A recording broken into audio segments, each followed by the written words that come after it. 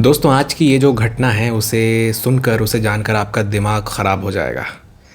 UP के मुजफ्फरनगर ज़िले में खतौली थाना लगता है। वहाँ पर एक गांव है, भंगेला गांव। वहाँ पर एक व्यक्ति जिसका नाम अनुज शर्मा और उनकी पत्नी पिंकी शर्मा, इन दोनों की शादी लगभग 2 साल पहले हुई थी। अनुज एक अस्पताल में रिसेप्शनिस्ट की जॉब करता है। 25 मार्च 2025 को वो घर आता है। थोड़ा लेट हो गया था क्योंकि मेडिकल फील्ड में तो आपको पता ही है काफ़ी सारा काम होता है, तो उस दिन स्टॉक बहुत सारा था, तो उस चक्कर में अनुज काफ़ी लेट हो गया था। तो 10:30 बजे तक वो घर पहुंचता है। काफ़ी वो थक गया था, तो वो अपनी बीवी पिंकी को कहता है कि यार मैं बहुत थक गया हूँ, कॉफ़ी पिला दो यार। तो उसकी वाइफ कॉफ़ी पिलाती है।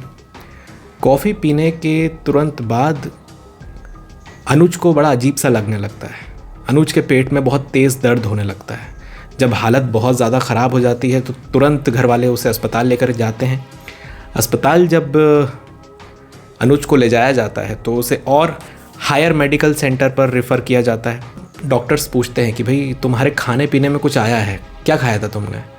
तो अनुज बताता है कि साहब ऐसा तो कुछ नहीं खाया था, मैं घर आया, काम करके थक गया था, मेरी वाइफ ने कॉफ़ी बना के दी और कॉफ़ी पीने के तुरंत बाद ही मेरी ये हालत हुई है। हालत इतनी ज़्यादा ख़राब हो जाती है कि अनुज ज़िंदगी और मौत के बीच में झूलने लगता है, पर जैसे तैसे ईश्वर का शुक्र है कि डॉक्टर्स अनुज को बचा लेते हैं। दोस्तों, क्या हुआ था ये जब आप जानोगे तो आपका दिमाग ख़राब हो जाएगा। नमस्कार दोस्तों, मैं हूं आपका दोस्त अमन कुमार शिंदे और आप देख रहे हैं मेरा यूट्यूब चैनल द केस। दोस्तों, आज ही से लगभग 2 साल पहले अनुज और पिंकी शर्मा दोनों की शादी होती है। अरेंज मैरिज थी ये, और शादी के माहौल में सभी लोग बहुत खुश थे। शादी की पिक्चर्स वीडियोस जब सामने आए इस केस के बाद इन दोनों के, तो पिंकी और अनुज दोनों बहुत खुश नज़र आ रहे हैं। पर जब शादी हुई, शादी के 2-3 महीने सब कुछ ठीक था। 2-3 महीने के बाद अनुज ये नोटिस करता है कि पिंकी फ़ोन पे बहुत लगी रहती है। रात में भी कई बार जब अनुज सो रहा है तो पिंकी फ़ोन में लगी हुई है। जब अनुज को ये ठीक नहीं लगता, अनुज को लगता है कि यार इतना कुछ ज़्यादा ही फ़ोन चल रहा है, तो अनुज अब थोड़ी तफ्तीश करने लगता है अपने लेवल से, और अनुज को अपनी वाइफ पिंकी के फ़ोन में चैट मिलती है एक लड़के से। चैट काफ़ी आपत्तिजनक भी थी और उन चैट्स में काफ़ी अश्लील बातें भी की गई थीं। साथ में जिस लड़के से पिंकी बात कर रही थी, जो कि ऑब्वियसली उसका बॉयफ्रेंड था, आशिक था, उसे अपनी आपत्तिजनक तस्वीरें भी भेजती थी। साथ में वो जो उसका आशिक था, जो लड़का था, वो भी उसे आपत्तिजनक तस्वीरें भेजता था।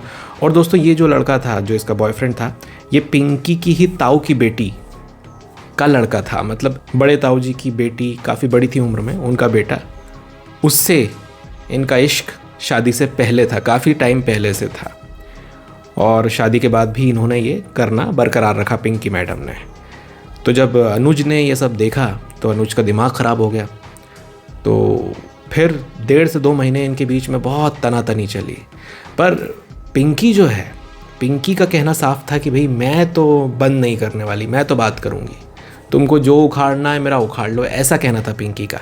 वहीं अनुज उसे बार बार समझाता था कि मान जाओ, तुम्हारी शादी हो चुकी है, वो तुम्हारा पास्ट था। अगर शादी से पहले तुम्हारा कुछ था तो शादी के बाद तुम्हें छोड़ देना चाहिए, तुम्हारी शादी हो गई। बहुत समझाता है अनुज, पर पिंकी मानने को तैयार नहीं होती है।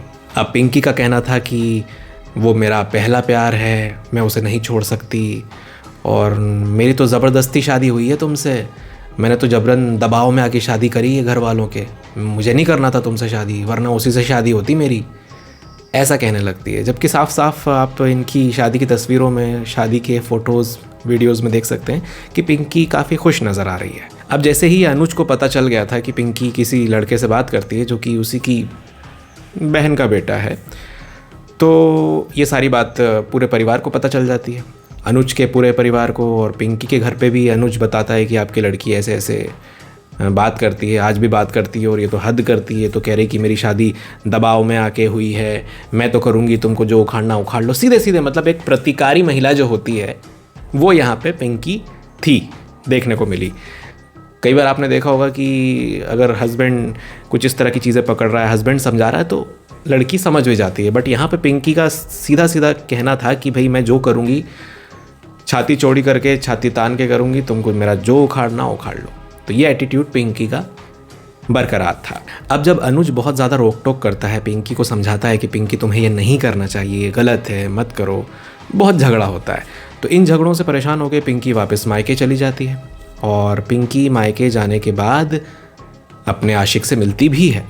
और जब अनुज अपने ससुराल वालों को, पिंकी के घर वालों को समझाता है तो पिंकी के घर वाले बड़े लाइटली लेते हैं इस बात को कि हाँ ठीक है, हम समझा देंगे, समझ जाएगी, कैसे नहीं समझेगी, हम समझाएंगे। तो बड़े लाइटली पिंकी के घर की तरफ से ये सारी चीज़ें ली जाती हैं। तो यहाँ पे अनुज भी परेशान हो जाता है, सोचता है अरे यार यहाँ पे तो मुझे कुछ ससुराल से भी रिस्पॉन्स नहीं मिल रहा है ऐसा कि मैं कह सकूं कि भाई अब सब कुछ ठीक हो जाएगा। अब अनुज फैसला लेता है कि मैं तलाक ले लूँगा पिंकी से, और पिंकी के घर वालों को भी कहता है कि मैं तलाक लूँगा आपकी लड़की से। अब जब ये फैसला हो जाता है तो पिंकी के घर वाले थोड़ा लाइटली उसको थोड़ा बहुत समझा बुझा के वापस जाने को कहते हैं, पर ये वापस जाने को तैयार नहीं थी, ये मायके में ही थी। फिर जब अनुज महिला आयोग में इस सब की शिकायत करता है पिंकी की, तो महिला आयोग वाले कॉल करके कहते हैं कि भाई आपके पति ने कंप्लेंट दर्ज की है, आप ऐसा ऐसा करते हैं, आप यहाँ पे आइए। महिला आयोग से जब इनके घर फ़ोन जाता है तो फिर पिंकी और पिंकी के घर वाले वहाँ पहुँचते हैं। दोनों परिवारों को एक साथ बैठाया जाता है और पूछा जाता है अनुज से भी कि अनुज क्या करना है आपको। तो अनुज कहता है कि ठीक है, मैं लास्ट मौका दे सकता हूँ इसे। पिंकी से पूछा जाता है, पिंकी मैडम आप क्या चाहती हैं? तो पिंकी कहती है कि हाँ ठीक है, वो मेरा पास्ट था, अब मैं अपना फ्यूचर देखना चाहती हूँ मैडम, मैं अपने पति के साथ जाऊँगी। तो जब पिंकी ये कहती है तो महिला आयोग से कहा जाता है कि ठीक है अब अच्छे से रहो। दोनों के परिवार वाले भी कहते हैं कि दोनों अच्छे से रहो, इस तरह की चीज़ें नहीं होनी चाहिए और ये सारी चीज़ें। अब जब पिंकी वापस आती है अपने ससुराल तो ये जो कांड हुआ है 25 मार्च को, उसी के 3-4 दिन पहले पिंकी आई ही थी वापस ससुराल और ये अपनी सासू माँ से कहती है, अनुज की मम्मी से कहती है कि वो हश्र करूँगी कि तुम याद रखोगे। तो पिंकी की बात सुन के अनुज की मम्मी घबरा जाती हैं कि यार ये क्या कह रही है। पर फिर अनुज की मम्मी ने पिंकी की बात इग्नोर की कि भाई अभी अभी गुस्सा है, अभी अभी दोनों में गहमा गहमी थी, धीरे धीरे ये प्यार में बदल जाएगा, ठीक हो जाएंगे दोनों, अच्छा हो जाएगा इन दोनों का सब कुछ। ये इनके दिमाग में चल रहा होता है अनुज की मम्मी के। अब ये इसी बीच ये केस आ जाता है, मेरठ कांड, जो आप सभी से छुपा नहीं है। नीले ड्रम के अंदर सौरभ नाम के एक शख्स की, उसकी वाइफ और उसके वाइफ का प्रेमी मिलकर निर्मम हत्या कर देते हैं। आपको पता ही है, मैंने वीडियो भी डाला है, नहीं देखा हो तो जाके देखिए। इस केस के बाद पिंकी अनुज को कहती है, उन्हीं 3-4 दिनों के बीच की ही बात है, कि तुम्हारा तो वो हश्र करूँगी जो मुस्कान ने सौरभ का किया अपने पति का। तो यहाँ पे अनुज का भी दिमाग ख़राब हो जाता है। दोस्तों कई बार रिश्ते इतने टॉक्सिक हो जाते हैं कि प्रेजेंस से ही आप बहुत बुरा महसूस करते हो। तो यही हो रहा था अनुज के साथ। पर चूंकि अनुज को ये कहा गया था, महिला आयोग से भी आश्वासन दिया गया था कि पिंकी अब ऐसा नहीं करेगी। पिंकी ने भी कहा था कि मैं पास्ट भूलना चाहती हूँ, मैं अब पति के साथ रहना चाहती हूँ।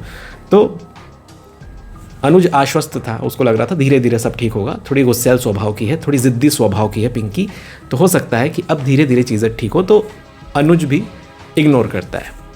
बट इसी बीच 25 मार्च की रात 10:30 बजे जब अनुज घर लौटता है तो पिंकी उसे कॉफ़ी में जहर मिला के पिला देती है और ये सारा मामला सामने आता है। पर शुक्र है ऊपर वाले का कि अनुज की जान बच जाती है। पिंकी पर मुकदमा दायर हुआ है अटेम्प्ट टू मर्डर का और धोखाधड़ी दोनों का। और फिर एक बार पति पत्नी के बीच का ही एक ऐसा मामला हमें देखने को मिला है। कल जो वीडियो पोस्ट किया था मैंने, जिसमें पति ने ही अपनी पत्नी को मार डाला, फिर सूटकेस में उसकी बॉडी रखकर वो अपने घर की ओर गया, फिर सरेंडर किया। उससे पहले एक पत्नी ने शादी के जस्ट बाद औरैया केस 15 दिनों बाद अपने पति को सुपारी देकर मरवा दिया। उससे पहले सौरभ, जिसकी बीवी मुस्कान ने अपने प्रेमी साहिल के साथ मिलकर उसे मौत के घाट उतारा, फेमस किस्सा। तो रिश्तों में इस तरह की दरारें, इस तरह के जहर लगातार देखने को मिल रहे हैं, जो कि बहुत दुखद है। तो दोस्तों ये थी मुजफ्फरनगर की आज की कहानी। वीडियो में दी गई जानकारी पसंद आई हो तो इस वीडियो को लाइक कीजिए, शेयर कीजिए अपने दोस्तों के साथ, कमेंट करके बताइए, अपनी प्रतिक्रियाएं दीजिए। और अगर आपने मेरे चैनल द केस को सब्सक्राइब नहीं किया है तो सब्सक्राइब करके बेल आइकन ज़रूर दबाइए। मैं मिलता हूँ आपसे बहुत ही जल्द अगले वीडियो के साथ। शुक्रिया।